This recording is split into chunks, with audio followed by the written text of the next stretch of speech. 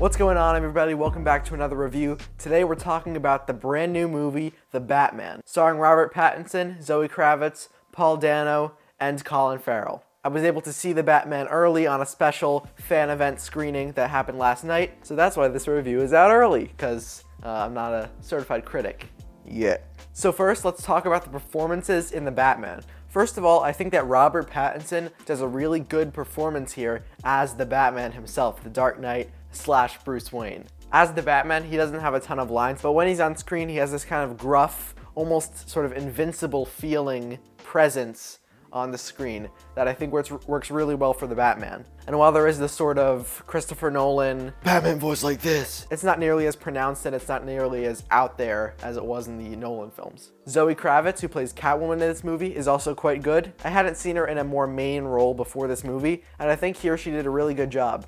I would say that out of the 4 Catwomen that have been on the big screen, Michelle Pfeiffer, Anne Hathaway, Halle Berry, and now Zoe Kravitz, I think she's the best out of all of them. But yeah, I thought she gave a very good performance in this movie. Paul Dano, who played the Riddler, I haven't seen Paul Dano in anything else, but he does give a really good performance here. The Riddler is not the goofy kind of Jim Carrey version of the 90s. He's a much more down-to-earth character, and Paul Dano plays him really well. There's definitely certain aspects of the character that you have to wait until the movie to see, otherwise I feel like I could get into some spoiler territory.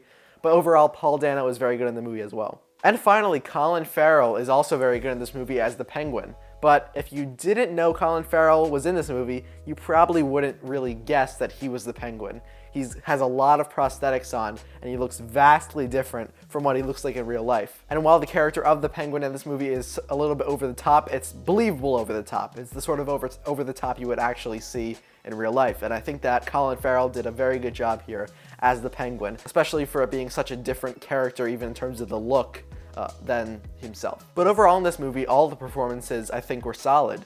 There are some other good supporting actors like Jeffrey Wright as Commissioner Gordon, Andy Serkis as Alfred, and they do a good job here too. The biggest thing that stood out to me about the Batman is sort of the directorial and the cinematography style of the movie. It's really bold, it's really interesting, and it just looks amazing. The costumes in the movie, the locales, the way they frame the shots is just all very creative, it's very interesting, and it's very fresh. Especially in the first half of the movie where the style is maybe a little more bold. I think it does such a good job to add so much atmosphere to the movie and give it a much more interesting feel than I expected, even though I saw a lot of the style in the trailers already. I think here the Batman costume might just be the best Batman costume in any of the live action movies. It's probably a toss-up between this and the Dark Knight trilogy, but his suit here looks really dang good. And I think just the way the entire movie was handled, from the directorial style to the cinematography style to all the ambiance of the world, all of it is great and it's really interesting on screen. Now for what a lot of comic book movies are known for, which is the action.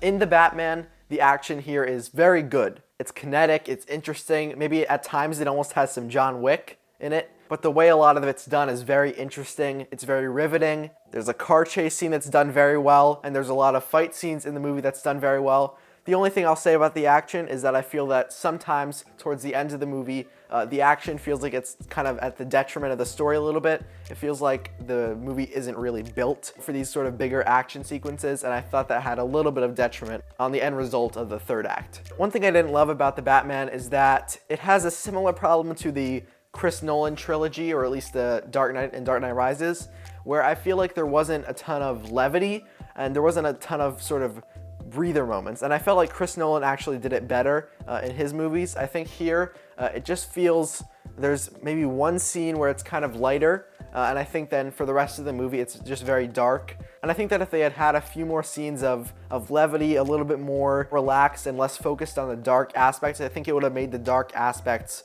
much better, because I think it would have contrasted them a little bit more. I think if you have a whole movie of these darker moments, then it gives each one of them a little bit less punch, whereas if you add that levity in, it definitely adds a lot more, I think, to the more suspenseful scenes. I will say, Michael Giacchino's score in The Batman is incredible. Recently he did Spider-Man No Way Home as well. He's a fantastic composer, and here he did some really, really great music. The Batman theme, which you will have heard in the trailers, the bum, bum, bum, bum. It's such a simple melody, but it has this really imposing feel, and it does a lot throughout the movie. And the score just adds so much to a lot of scenes in The Batman. It really added so much to the scene's tension or the scenes intrigue. Overall, the score was fantastic in The Batman.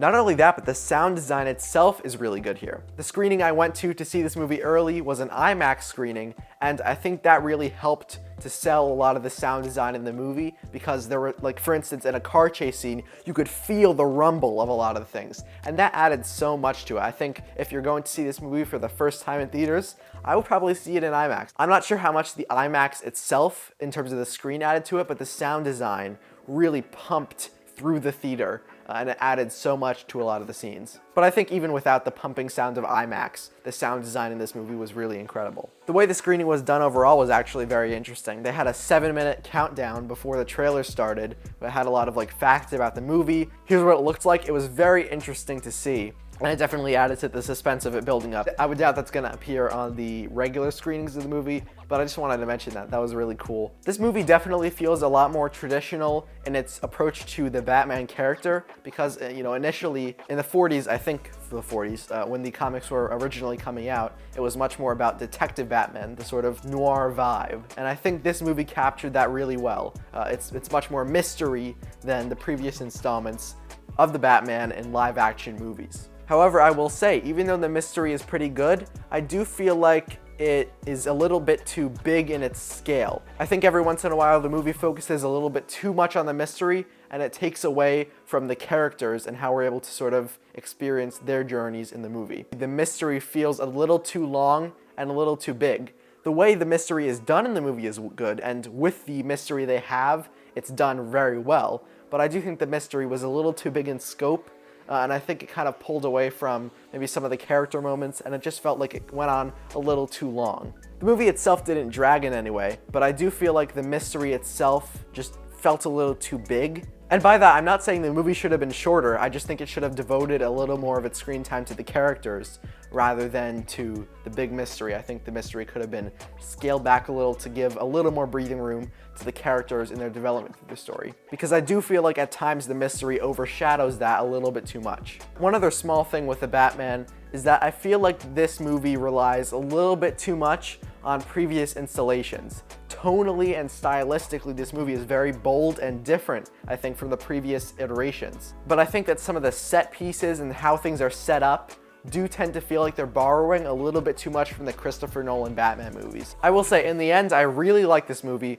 but a lot of that had to do with the directorial and cinematography style. I think that without the bold style they employ in the movie, I would give it about a 2.5 on my scale, which translates to about a 7.5 on a regular scale. But this fresh, interesting style definitely added a lot for me, and it made it a lot more engaging, especially in the first half again, where I feel like it was a little bit more bold in its style. I did feel like the cinematography and directorial style did get a little bit toned down and a little bit less interesting towards the second half, even though there were some very interesting things in the second half. But overall, I dug The Batman. I think it's my second favorite of all the Batman movies, only second to The Dark Knight. I think this movie was really good.